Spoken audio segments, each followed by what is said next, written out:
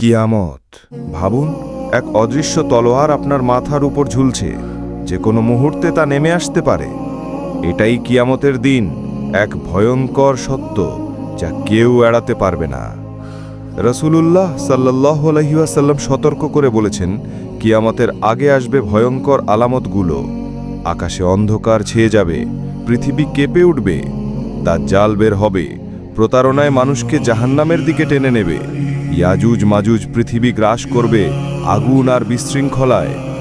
এমনকি সূর্য উঠবে পশ্চিম দিক থেকে, যখন তওবার দরজা চিরতরে বন্ধ হয়ে যাবে।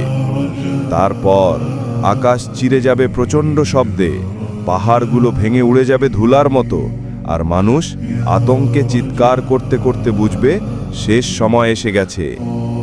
সেদিন কাউকে বাঁচাতে পারবে না তার টাকা, ক্ষমতা বা পরিবার। শুধু আপনার ঈমান আর আমল দাঁড়াবে আপনার পাশে। প্রস্তুতি নেওয়ার সময় এখনই।